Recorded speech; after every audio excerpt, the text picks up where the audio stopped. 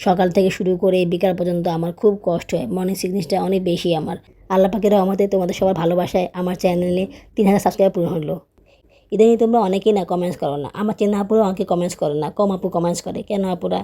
তা আমার ইন্টেনশন তো সেরকম নাই, আমি যেরকম সেরকম তোমার সাথে শেয়ার করেছি, কিন্তু অনেক মানুষ এটাকে অন্য চোখে দেখে। আমার মতো এরকম হাজার হাজারো নারী আছে, হাজার হাজারো মহিলা আছে যারা বাচ্চা নিচ্ছে, যাদের অনেক কষ্ট হচ্ছে, যারা অনেক কষ্টে আছে, তারপরেও তারা আল্লাহ পাকের শুকর আদায় করছে।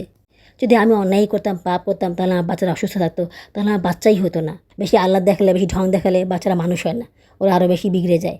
একটা মানুষ এতটা নিচে কীভাবে নামতে পারে আমি এটা বুঝি না। আর আমার স্বামী বদমাজি হতে পারে, একটু ব্যাকডেটের মাইন্ডের হতে পারে, আগেকার যুগে মানুষের মতন এরকম বিহেভ করতে পারে, কিন্তু তাই বলে উনি এতটাও খারাপ নন যে উনি আমাকে ছেড়ে দিবেন, আমার বাচ্চাদেরকে একা রেখে চলে যাবেন। জানটা বাইরে যেতেছে, আর কোনোদিন এই কষ্ট করুন না। হ্যাঁ, ও খুব শ্বাসকষ্ট হতেছে, অস্থির লাগতেছে। টাকা পয়সা থাকলে সবাই সব কিছু দেয়, টাকা পয়সা থাকলে আসলে খারাপ মানুষটা ভালো হয়ে যায়, এটা আসলে বাস্তব সত্যি কথা।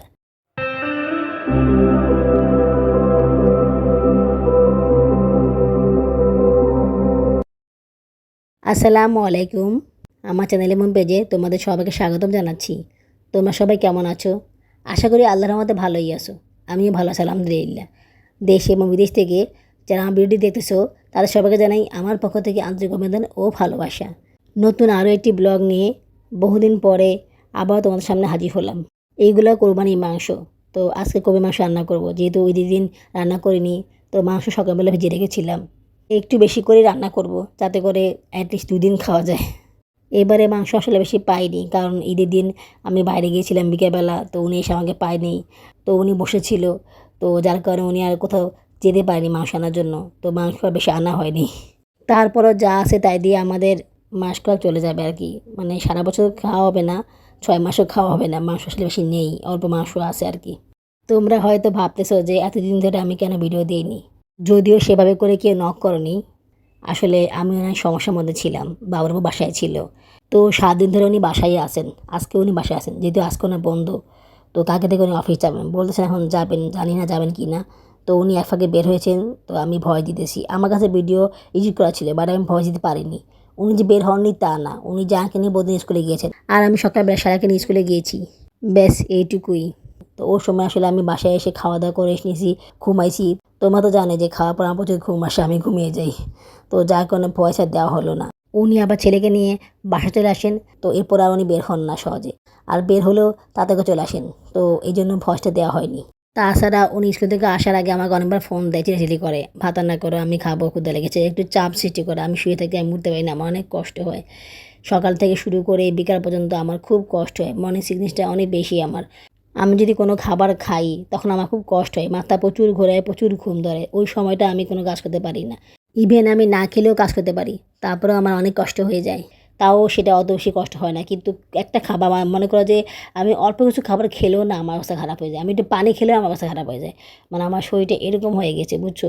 বিকেলের পর থেকে সেই সমস্যাটা হয় না, কিন্তু সকাল থেকে বিকেল পর্যন্ত এই সমস্যাটা আমার প্রচুর হচ্ছে, আমি এটা থেকে বেরোতে পারতেছি না। আসলে বাবুরাবু অসুস্থ বুঝছো, ওনার হাতে অ্যালার্জি হয়েছে, তো এই কারণে উনি ছুটি নিয়েছিলেন, মানে উনি ছুটি নিয়েছিলেন 2 দিনের জন্য বা 1 দিনের জন্য। তো উনিও ভাবতে পারেন যে সমস্যা বেশি বেড়ে যাবে। তো অ্যালার্জির সমস্যা হয়েছিল সারা থেকে, সারা শরীর অ্যালার্জি ছিল। আমি ওনাকে বলেছিলাম ডাক্তার দেখাতে, তো উনি বলেছিল দেখাবে, পরে দেখলো যে অ্যালার্জি কমে গিয়েছে, তেল লাগানোর ফলে, বেশি লাগানোর ফলে অ্যালার্জি কমে গেছে। তখন উনি বললো যে ডাক্তার না দেখালেও চলবে, ঠিক হয়ে যাবে, কিন্তু সেটা ঠিক হয়নি, পরে বেরিয়ে গিয়েছিল। পরে সারা থেকে ওনার শরীরে সেটা ট্রান্সফার হলো। আসলে সায়রা ওনার সাথে ঘুমায়, প্রতিদিন ঘুমায় না, একদিন সায়রা ঘুমায় আর একদিন জায়ান ঘুমায়। তো আমার সাথে যখন সায়রা ঘুমায় তখন কিন্তু সায়রা ওই পাশে ঘুমায়, মানে আমার কাছে আসতে পারে না, আমি তো বাচ্চাদের নিয়ে 2 পাশে ঘুমাই। তো এই কারণে হয়তো অ্যালার্জিটা ওইভাবে করে আমার পরে আসেনি, বা সায়রা তো ওর আব্বুর সাথে একেবারে কাছাকাছি ঘুমায়, তো যার কারণে অ্যালার্জিটা ওনার শরীরে ট্রান্সফার হয়েছে। দেখো ওনার কাণ্ড দেখো। আমি তোরে না, আমি তোরে লাস্ট ওয়ার্নিং দিছি না। উনি বাসায় থাকলে আমি ভিডিও করতে পারি না, ভিডিও করলে ওনার অনেক ঝামেলা করে, তাছাড়া রান্নার সময় ভিডিও করলে আরও বেশি খেপে, ওনার ধারণা যে ভিডিও করলে রান্না করতে দেরি হয়ে যায়।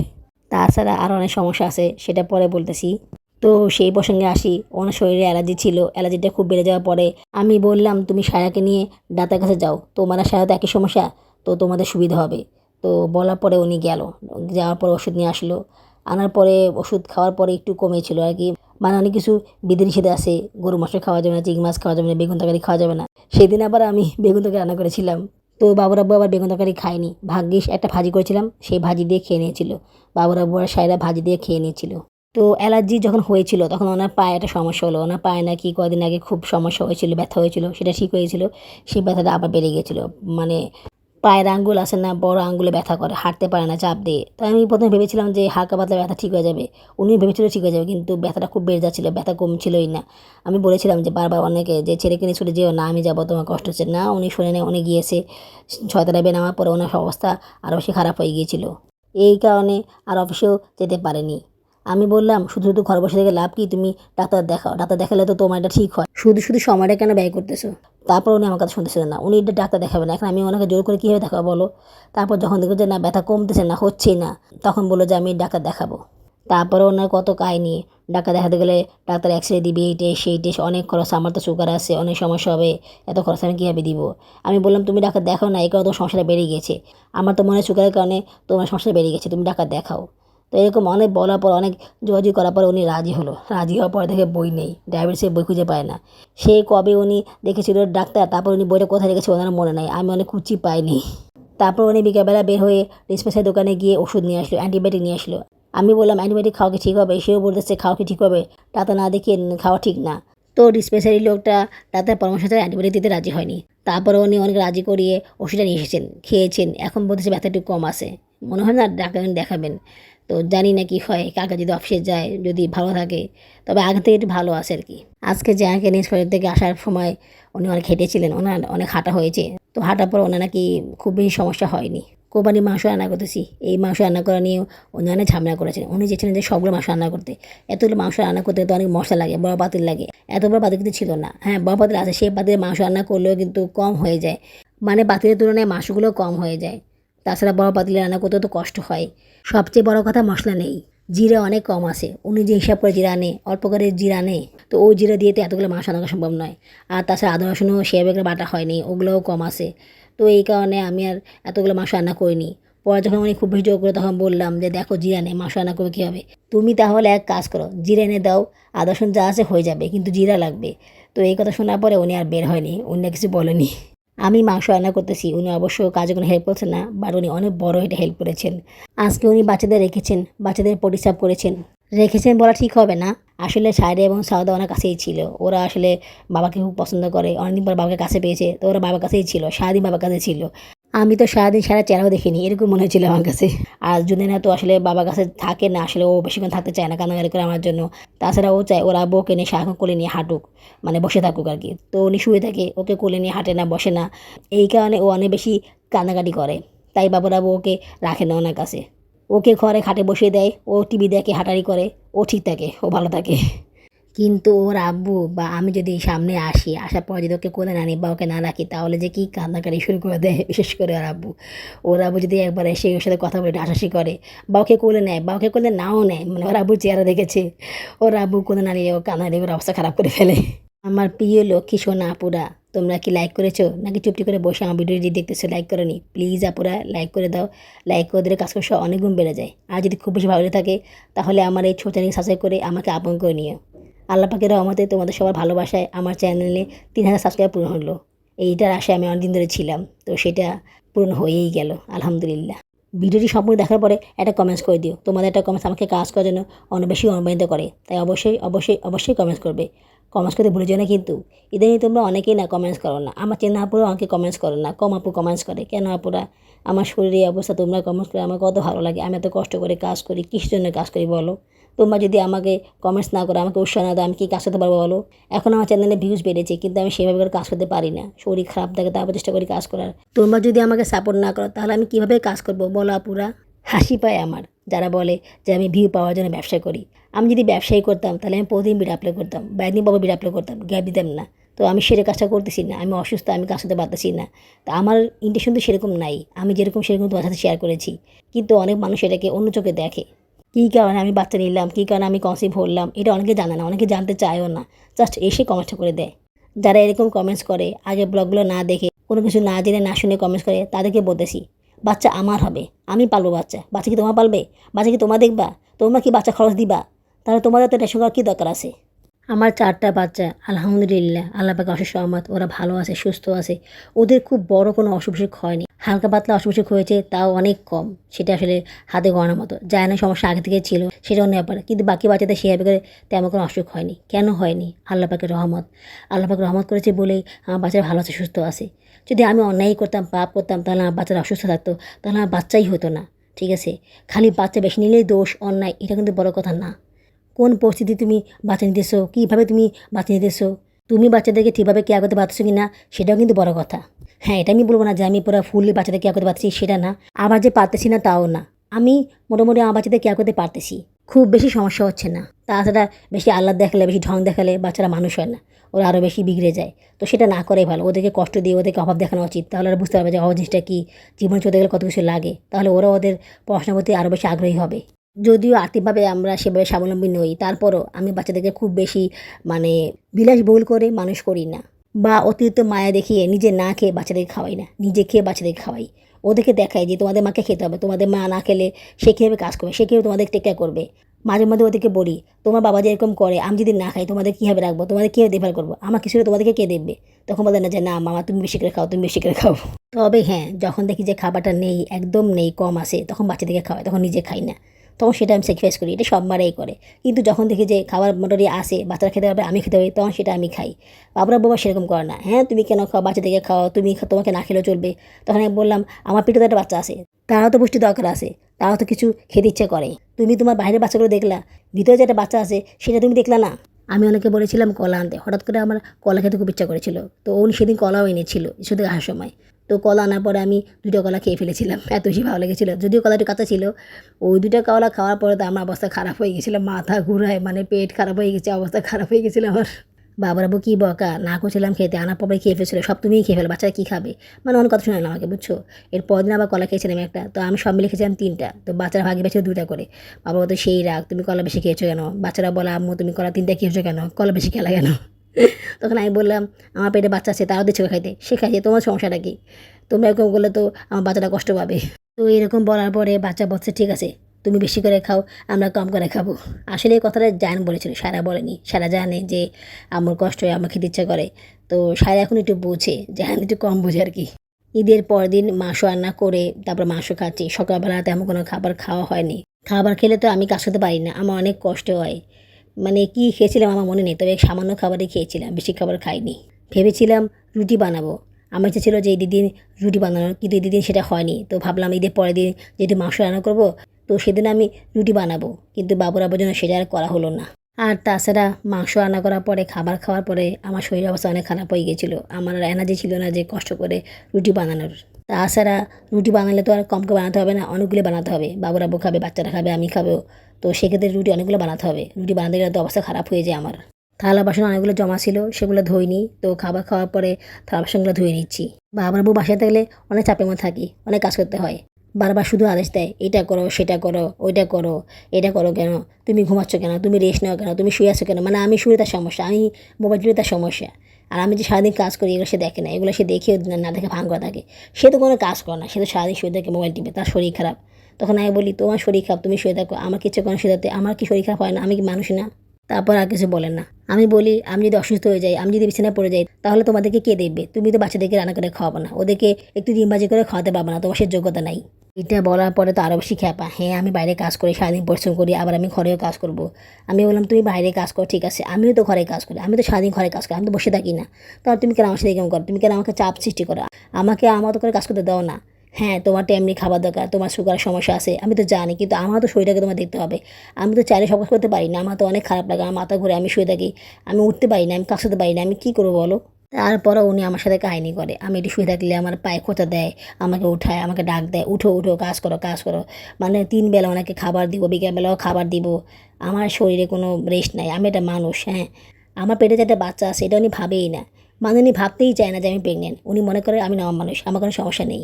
আবার এই কথা বললেও ওনার কাছে বকা খাওয়া লাগে, হ্যাঁ আমি না করেছিলাম, তুমি কেন নিয়েছিলে এটা সেটা। আসলে উনি আমাকে না করেছিল এই কারণেই, বাচ্চা পেটে আসলে তার জন্য খরচ লাগবে, বাচ্চা হওয়ার জন্য খরচ লাগবে, সেটা বড় কথা না। বড় কথা হচ্ছে আমি তাকে কাজ করে খাওয়াতে পারবো না, তার বাচ্চাদেরকে কেয়ার করতে পারবো না, এই কারণে উনি চাইনি যে আমি 8টা বাচ্চা হোক। কিন্তু আমি তো ইচ্ছা করে করাইনি, আল্লাহ পাক দিয়েছে, আমি কী করবো। ওনার তো ভুল ছিল, সে তো স্বীকার করে না, বুঝতেই চায় না। আচ্ছা, আমি না হয় বাচ্চা বেশি নিলাম, কিন্তু অনেক আপুরা আমাকে কমেন্টস করে তারা চতুর্থ বাচ্চা নিতে চায়, ইভেন পঞ্চম বাচ্চাও নিতে চায়। আমি এমনও অনেক আপুর কথা শুনেছি যাদের বাচ্চা ছেলে মেয়ে দুটাই আছে, তারপরে চায় যে একটা বাচ্চা হোক। ওরাও কিন্তু সিজারে করাবে, ওদের অবস্থা যে খুব বেশি ভালো তা কিন্তু নয়, তারপরেও কিন্তু ওরা বাচ্চা নিচ্ছে। তাহলে এটা আসলে যা যার ব্যক্তিগত ব্যাপার, ঠিক আছে, বাচ্চা বেশি কম এটা যা যার ইচ্ছা, কারো ইচ্ছা হয় কারো ইচ্ছা হয় না। কিন্তু এটা নিয়ে তাকে কথা শোনাতে হবে, অনেক কথা বলতে হবে। কেন বাবা, আমাদের সমস্যা এরকম কেন? বাচ্চা বেশি হলে মানুষ এইভাবে দেখে কেন?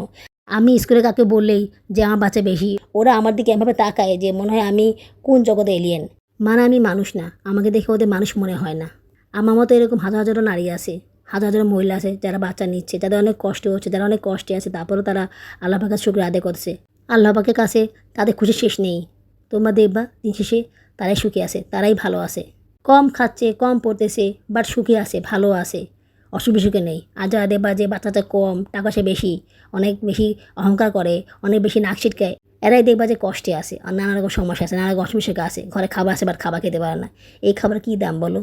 ঈদের তৃতীয় দিন রুটি বানাচ্ছি, ভেবেছিলাম সকালবেলা ঘুম থেকে উঠেই রুটি বানিয়ে নিব, কিন্তু বাবার আবার চিল্লাচিল্লি, ঘুম থেকে উঠতে দেরি হয়ে গিয়েছে।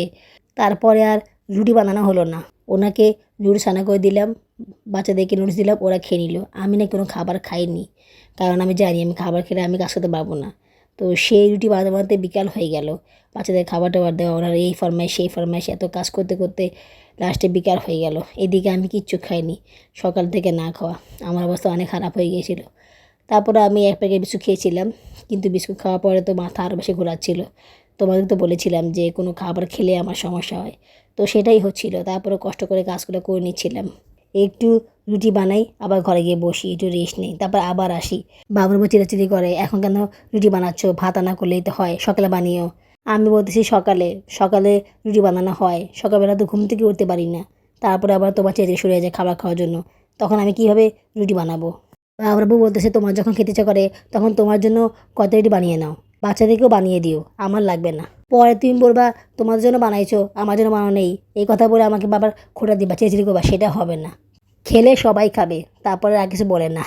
একটা কারণে মনটা অনেক খারাপ, সেই ব্যাপারটা তোমাদের সাথে শেয়ার করতেছি। তোমরা তো জানোই যে বাবুর আব্বুর কাছে আমি ধরা খেয়ে গেছিলাম, উনি বুঝে গিয়েছিল যে আমি চ্যানেলে কাজ করি, ওনার নামে অনেক কিছু বলি, সেগুলো উনি ভিডিও দেখিয়েছিল। তো সেটা আসলে অন্যতম কারণ হচ্ছে অন্যটা, যেটা তোমাদেরকে বলেছিলাম যে সিমিলারিটিতে ভিডিও আসছে, ভিডিও ইমপ্রেশন আসছে, ওটা দেখে উনি আমার চ্যানেলে গিয়েছে। আসলে সেটা না, সেটা সম্পূর্ণ ভুল। মানে আমি পরে বুঝতে পারলাম, বুঝছো, ওনার আইডিতে কোনো প্রকার ভিডিও ইমপ্রেশন আসে নাই। আসলে উনি যেটা বলেছিল সত্যিই বলেছিল, ওনাকে কেউ লিঙ্ক পাঠিয়েছে। সেই দিন রাতেরবেলা আমি অনেক খুঁজেও দেখতে পাইনি, কিন্তু হঠাৎ করে কয়েকদিন আগে আমি দেখলাম সেই মানুষটাকে, যে মানুষের কাজটা করেছে। মানে আমি আকাশ থেকে পড়লাম যে এই মানুষটা এই কাজটা কীভাবে করেছে। আমার ভিডিও লিঙ্কটা সরাসরি বাবুরাবু মেসেঞ্জারে দিয়ে দিয়েছে, যাতে করে উনি সরাসরি দেখতে পারে, অনেক কষ্ট না হয়। তাও এমন সব ভিডিও দিয়েছে যেগুলো দেখলে উনি রাগ করে, চেঁচিয়ে করে, ওনার ম্যাচটা গরম হয়ে যায়, সেগুলোই দিয়েছে। উনি কিন্তু আগে কখনো আমার ভিডিও ছাড়েনি। উনি জানে যে আমি চ্যানেলে কাজ করি, মাঝে মাঝে উনি আমার ভিডিও দেখেন। আসলে আমার শ্বশুরবাড়ি অনেকেই আমার ভিডিও দেখে, আর আমার ফ্যামিলি অনেকেই দেখে। তবে কেউ এসব বিষয় নিয়ে আমার হাজব্যান্ডের কাছে কিছু বলেনি, কারণ ওরা জানে আমার হাজব্যান্ড এরকম, আমার কষ্ট হয়, ওরা সব কিছুই জানে। কিন্তু কী করার আছে, সংসার তো করতে হবে, তাই না? তাছাড়া সংসার জীবনে এরকম অনেক কিছুই হয়, স্বামী স্ত্রীর মধ্যে টুকটাক ঝগড়া দ্বন্দ্ব লেগেই থাকে, এটা ওরা জানে। আর ওদের সাথে যখন দেখা হয় তখন বাবুরাবু তো অনেক কথা বলে আমার সম্বন্ধে, অনেক বদনাম করে। তো সেগুলো তো ওরা জানে, সেগুলো তো ওরা শুনে, তাই না? ওদের সাথে কিন্তু আমার সম্পর্ক তেমন মানে খুব বেশি নেই, সম্পর্ক আছে, মানে ফোন দিলে দু একটা কথা তো হয়, এই মানে এত যে খুব সম্পর্ক ভালো তাও নাই, কিছু কারণে মনোক্ষুণ্ণ আছে। তারপর ওরা কখনোই কাজটা করার চিন্তা ভাবনাও করেনি। আমাদের স্বামীর মধ্যে ঝগড়া হবে এরকম কোনো কাজ আমার ফ্যামিলি থেকে কেউ করেনি, কেউ করেনি। যে আমার চরম শত্রু সেও এই কাজটা করেনি, কিন্তু আমার শ্বশুরবাড়ির একটা মানুষ এই কাজটা করেছে, যাকে আমি অনেক শ্রদ্ধা করতাম। মানে সে আমাদের সংসারের মধ্যে সবার বড়, সেই বড় এক মানুষ হয়ে, একজন ম্যাচিউর মানুষ হয়ে এই কাজটা কীভাবে করতে পারলো আমি আসলে মাথায় খেতেছে না। একটা মানুষ এতটা নিচে কীভাবে নামতে পারে আমি এটা বুঝি না। উনি নাকি অসুস্থ, ওনার হাতে ব্যথা, পায়ে ব্যথা, ওনার নাকি অনেক সমস্যা, ওনার জীবনে অনেক সমস্যা। সেই মানুষটা এরকম ঘৃণ্য কাজ কীভাবে করতে পারে, একটা মানুষের সংসার কীভাবে ভাঙতে পারে? আর আমি এমন কোনো কথা আমার চ্যানেলে বলি না যে যেগুলো ওনাকে বলতেই হবে, বা না বললে ওনার লোকের ক্ষতি হবে, বাচ্চাদের ক্ষতি হবে, এমন কোনো কাজ আমি করি না। তাহলে কেন কেন দিল লিঙ্ক, কেন এসব কাজ করলো? হ্যাঁ, তাও ওই যে মুভি দেখা ভিডিওর লিঙ্ক দিল, এরপরে আমি যে পঞ্চমবার কস্টিউম করেছি ওটার লিঙ্কও দিয়েছে। তারপরে আমি ঈদের আগের দিন যে কোথাও গেলাম বাচ্চাদের নিয়ে, সেটা লিঙ্কও দিয়েছে। 3টা ভিডিও লিঙ্ক দিয়েছেন উনি। আমার হাজবেন্ড কিন্তু অতটা মানে চালাক না বা এতটা ইচ্ছা নাই যে আমার চ্যানেল খুঁজে যে দেখবে। উনি কখনোই আমার চ্যানেল খুঁজে যে দেখে না, কখনো জিজ্ঞেসও করে নাই, ঠিক আছে? তো যেহেতু চোখের সামনে লিঙ্ক পড়ে আছে তখন তো দেখতেই পারে, উনি সেটাই করেছে। চোখের সামনে লিঙ্ক ছিল, লিঙ্কটা খুলে দেখলো, একটা দেখার পরে বাকি ভিডিও ইমপ্রেশন আসলো, সেগুলো দেখলো, আর ঝামেলাটা বেঁধে গেল। উনি চায় যে আমার সাথে আমার স্বামী ঝামেলা হোক। আমি 4 বাচ্চার মা, আমি মানতেছি আমি খারাপ, ঠিক আছে? উনি যেটা করেছে এটা কি ঠিক করেছে? উনি 4 বাচ্চার কথা ভাবলো না যে এই বাচ্চাদের কী হবে, এই সংসারে কেরম ঝগড়া লাগাই। ওনার যদি সমস্যা, ওনার যদি খারাপ লাগে উনি আমাকে ফোন করে বলতো বা আমার হাজব্যান্ডকে বলতো। আমার হাজব্যান্ডকে ফোন দিয়ে বলতো যে তুমি কেন এমন করো, ওদেরকে কেন মাছ মাংস এনে খাও না, কেন ভালো মন্দ খাবার খাও না, কেন এরকম করো। তাহলে আমি অনেক খুশি হতাম যে না, উনি আমার কষ্ট বুঝেছে, আমার হাজব্যান্ডকে প্রশ্ন করেছে। সেটা তো করেনি নি। ওনার কাছে ফোন দিলে উনি আমার ফোন পর্যন্ত ধরে না। ওনার নাকি অনেক সমস্যা, উনি নাকি অনেক অসুস্থ। উনি এত অসুস্থ যে উনি আমার ফোন ধরতে পারেন না। উনি কারোর সাথে ফোনে হাত ধরে কথা বলতে পারেন না। ওনার নাকি খুব ব্যথা হয়, ওনার কষ্ট হয়। ওনার যে আপন ছেলে বিদেশ থাকে তার সাথে উনি কথা বলেন না হাত ব্যথার কারণে। সেই মানুষটা মোবাইলে এসব কাজ কীভাবে করে, তখন তো কষ্ট হয় না? এখন তো কষ্ট হয় না এগুলো করতে। আমি তো কমিউনিটি পোস্টে ভিডিওটা লিঙ্ক পরে দেই, আগে দিতে পারি না। থাম্বনেল তৈরি করা থাকে না, এই কারণে অনেক সময় দেওয়া হয় না। কিন্তু আমি দেওয়ার আগে উনি আমার লিঙ্কটা খুঁজে বের করে ফেলে, মানে কীভাবে কি চালু মানুষ লিঙ্কটা খুঁজে বের করে আমার হাজব্যান্ডকে দিয়ে দেয়। তাও এখন এই সময়, আগে কখনো করে নেই। কেন করতেছে এইসব? ওনার হিংসা হয় যে আমার চ্যানেল গ্রো করতেছে, ভিউ বাড়তেছে, এই জন্য। আচ্ছা, ওনার সম্বন্ধে আমি কম বেশি অনেক কিছু জানি, অনেক কিছু জানি। উনি যে কতটা গিরিঙ্গি বাস, কতটা পেঁচালো মানুষ, কতটা যে ঝামেলা বাড়াতে পারে, এগুলো আসলে সবারই জানা, বুঝছো? আমি আমার ফ্যামিলির সম্বন্ধে তোমাদের কাছে কিচ্ছু বলিনি, আমার শ্বশুরবাড়ির সম্বন্ধে কিচ্ছু বলিনি, ভালো খারাপ কিছু বলিনি, এবং আমার ফ্যামিলির সম্বন্ধে কিছু বলিনি।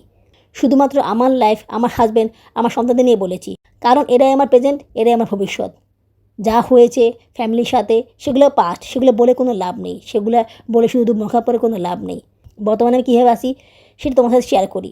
তাহলে আমার সাথে এরকম কাজ উনি কেন করবে? কী স্বার্থ আছে ওনার? ফোন দিয়ে একটু খোঁজখবর নেয় না, বাচ্চাদের খবর নেয় না, বাচ্চাদেরকে দেখতে আসে না, কোনো কিছু নাই। অথচ বদনাম করার বেলায়, ভেজাল লাগানোর বেলায়, গিরিঙ্গি করার বেলায় ঠিকই আসে না? আমার মনে হচ্ছে ওনার সমস্যা অন্য জায়গায়। আমার যে 5ম বেবি হবে, এটা ওনার সমস্যা। আচ্ছা বাবা, আমার 5ম বেবি হোক, 6টা বেবি হোক, 7টা বেবি হোক, আমার যে করে বেবি হোক, তাতে ওনার কি? উনি কি পালবে? ওনার কি আমার সন্তানদের পালবে? ওনার কি আমার সন্তানদের দেখে? তাহলে ওনার এত কাজ হলে কেন? হ্যাঁ, পালতেছি তো আমি, কষ্ট করি তো আমি। কেউ কি কোনো খোঁজখবর নিয়েছে যে আমি কেমনি আসি, বাচ্চাদের নিয়ে কীভাবে পালতেছি? কেউ তো কোনো খোঁজখবর নেয়নি। আমি যখন ভিডিওতে কানাকাটি করি, যখন আমি ভিডিওতে আমার মনের কথা বলি, তখন তো ফোন দিয়ে বলেনি যে কী ব্যাপার, কী হয়েছে, এত বেশি কী জন্য কান্নাকাটি করো, আমরা তো আছি। কই, এ কথা তো একবারও বলেনি। উনি তো ভালো করে জানে যে ওনার লোক কেমন কেমন স্বভাবের মানুষ। উনি সব কিছু তো জানে, উনি তো বলে যে এরা এরকমই। তাহলে বললে উনি কীভাবে এসব কথাবার্তা আমার হাজব্যান্ডকে বলে? আমার হাজব্যান্ডকে কেন আমার চ্যানেলে লিঙ্ক দেয়? উনি আমার সাথে ফোনে কোনো কথা না বলে, ভালো মন্দ যাচাই বাছাই না করে, হাজব্যান্ডের পক্ষ নিয়ে হাজব্যান্ডকে লিঙ্ক দিয়ে দিলে ওনার এতই গায়ে জ্বলে। হ্যাঁ, উনি হয়তো বা আমার ভিডিওটি দেখবেন, শুনবেন, আমি ওনাকে বলে দিতেছি, আমার হাজব্যান্ডের সাথে আমার ঝগড়া আপনি জীবনে লাগাতে পারবেন না। আপনি শত লিঙ্ক বাড়ান, কিচ্ছু হবে না। হ্যাঁ, আমার হাজব্যান্ড আমার সাথে যেরকম করবে, বাগাই করবে, গালালি করবে, তারপর সময় সব ঠিক। উনি ভালো করে জানে আমি সব কেন বলি, উনি ভালো করে জানে যে উনি এসব কাজ করে দেখে আমি বলি। আর তাছাড়া আমার বাচ্চারা ওনার জান, ওনার প্রাণ, আর আমি সেই বাচ্চাদের মা। আমি যতই ওনার কাছে খারাপ হই না কেন, বাচ্চাদের জন্য কিন্তু আমাকেই ওনার লাগবে। আমাকে ছাড়া ওনার আর কোনো পথ নেই, অন্য কোনো মানুষ ওনার বাচ্চাকে দেখবে না, এটা উনি ভালো করেই জানেন। আর আমার স্বামী বদমেজাজি হতে পারে, একটু ব্যাকডেটেড মাইন্ডের হতে পারে, আগেকার যুগে মানুষের মতন এরকম বিহেভ করতে পারে, কিন্তু তাই বলে উনি এতটাও খারাপ নন যে উনি আমাকে ছেড়ে দিবেন, আমার বাচ্চাদেরকে একা রেখে চলে যাবেন। এটা উনি জীবনেও করবেন না। উনি আমাকে, আমার বাচ্চাদেরকে অনেক বেশি ভালোবাসেন। ভালোবাসেন না যে তা না, অনেক ভালোবাসেন, কিন্তু ওনার ভালোবাসার প্রকাশটা অন্যরকম। সেটা উনি দেখান না, প্রকাশ করেন না। উনি ভাবে যদি উনি আমাকে হেল্প করেন বা উনি আমাকে ভালোবাসা দেখান, তাহলে হয়তো বা আমি আরও বেশি লাইফ পেয়ে যাবো, হয়তো বা আমি আরও কাজকর্ম করবো না। এটা উনি ভাবেন, এই কারণে উনি চাইলেও অনেক সময় আমাকে হেল্প করেন না। জানটা বেড়ে যেতেছে, আর কোনোদিন এই কষ্ট করুন না। হ্যাঁ, ও খুব শ্বাসকষ্ট হতেছে, অস্থির লাগতেছে। সেই সকাল থেকে না খাই আছি, একটু বিস্কুট খাইছি, এক প্যাকেট। এরপর কিছু খাইনি, পানি খাইছি। সবাই লোক রুটি বানাও, এগুলো করতে যে অবস্থা খারাপ হয়ে গেছে। কেমন দিয়ে ঝামেলা জড়াইলাম, নিজে একা কামে এটা হয় না, সবাই নিয়ে খাইতে হইব। আর সবাই নিয়ে খাইলে অবস্থা খারাপ হয়ে যায়। খুব সমস্যা হইতেছে, শ্বাসকষ্ট হইতেছে। আল্লাহ, এদিকে আবার চুনান্না অসুস্থ, বারবার শুধু কান্নাকাটি করতেছে মার কাছে আসার লেগে।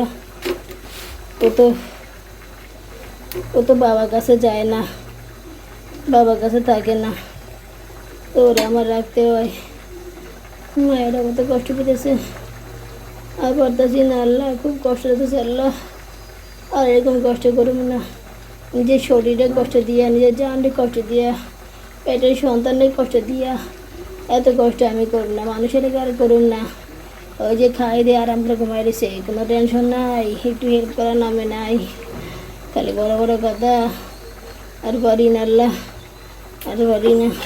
আমার অবস্থা অনেক খারাপ হয়ে গিয়েছিলো বুঝছো, রুটি বানাতে বানাতে, তারপরে রুটি সেঁকতে গিয়ে অবস্থা এত খারাপ হয়ে গেছিলো যে কি বলবো, আমি আসলে দাঁড়াতে পারছিলাম না। বারবার ঘরে যাচ্ছিলাম আর আসছিলাম, বাবার কাছে যে করতেছিল যে আমি কেন এইসব কাজ করতেছি। মানে আমার রুটি বানানোই ঠিক হয়নি, ভুল হয়েছে। ওনাকে খাবার দিয়েছে, উনি খাবার খেয়ে আরাম করে শুয়ে আছে, সবার খাবার খাওয়া শেষ, সবাই আরাম করে রেস্ট নিতেছে, বাট আমি কিছুই করতে পারতেছি না। আমার শরীরটা যত খারাপ আছে, কে আমার পাশে নেই যে আমাকে দেখবে বা আমাকে বলবে। আমার বাচ্চা তো আসে বলে, কিন্তু ওরা কি আর সেভাবে সব কিছু করতে পারে? কাজকর্ম সব শেষ করে পাকঘর পরিষ্কার করে ঘরে আসলাম খাওয়ার জন্য। রুটি নিয়েছিলাম 4টা, কিন্তু 3টা খেতে গিয়ে অবস্থা খারাপ হয়ে গেল। অনেক কষ্টে 3টা খেলাম। আমি আর এসব ভুল করবো না, শরীরে এই অবস্থা নিয়ে রুটি বানাবো না। অন্তত বাবুরাবু বাসায় থাকলে তো করবোই না, কারণ উনি বাসায় থাকলে অনেক বেশি জ্বালাতন করে, চিলাচিলি করে। কোনো খাবার যদি আমি তৈরি করতে যাই, সেই খাবারটা তৈরি না হওয়া পর্যন্ত উনি অনেক জ্বালায়, হ্যাসেস করে, কেন হয় না, এত সময় লাগে কেন, বাজার কখন খাবে, আমি কখন খাবো। ওনার এসব ঝামেলার কারণে কাজ করতে আরও বেশি দেরি হয়ে যায়। রুটি কিন্তু আমি আরও আগে বানাতে পারতাম, কিন্তু ওনার জন্য দেরি হয়ে গেল। ঈদের পরের দিন তো উনি বাচ্চাদের পরি সাফ করেছিলেন, কিন্তু এরপর আর করেননি। ওনার নাকি অনেক কষ্ট হয়, একদিন পরি সাফ করেই ওনার অবস্থা খারাপ হয়ে গিয়েছিল। আর আমি যে প্রতিদিন করি, আমার কষ্ট হয় না? সেই প্রসঙ্গে আসি, বাবুরাবু আসলে এসব কারণে আমাকে কাজে হেল্প করতে চান না। তাছাড়া সময়ও লাগে, ওনার কষ্ট হয়ে যায়।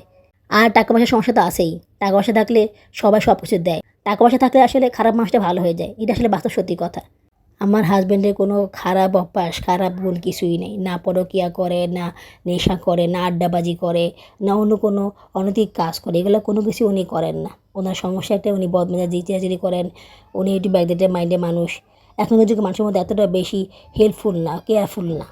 তার মানে এই নয় যে ওনাকে কেউ কিছু বললেই উনি সেটা শুনে আমার সাথে খারাপ ব্যবহার, চিরাচিরি করবে। হ্যাঁ, সেটা তো করেই, কিন্তু তাই বলে উনি আমাদেরকে ছেড়ে চলে যাবে, আমার সাথে সম্পর্ক ছিন্ন করবে, এরকম মানুষ উনি নন। তাই এইসব বৃথা চেষ্টা করে কোনো লাভ নেই। নিজে অসুস্থ, চলতে ফিরতে পারে না, ওনার পেছনে নাকি অনেক টাকা খরচ হয়, উনি নাকি অনেক অসুস্থ, বিছানা করতে পারে না, অথচ মানুষের নামে বদনাম করতে ঠিকই পারে, মানুষের সংসারে প্যাঁচ লাগাতে ঠিকই পারে। কই, আমি তো কোনো দিন ওনার সংসারে প্যাঁচ লাগাইনি, আমি তো কোনোদিন ওনার হাজব্যান্ডকে এসব কথা বলিনি, আমি তো কম বেশি জানি অনেক কিছু। কই, কখনো তো বলিনি কোনোদিন কাউকে। তাহলে উনি কেন এরকম কাজ করলেন? উনি একজন মুরব্বী হয়ে, একজন ম্যাচিউর মানুষ হয়ে এই কাজটা কীভাবে করলেন আমি বুঝতে পারতেছি না। যাক, ওনাকে আল্লাহ পাক হেদায়েত দেখ, ওনার একটু সুবুদ্ধি দেখ, এই দোয়াই করি। আজ এটুকুই, আগামী ব্লগে দেখা হবে। আল্লাহ হাফেজ।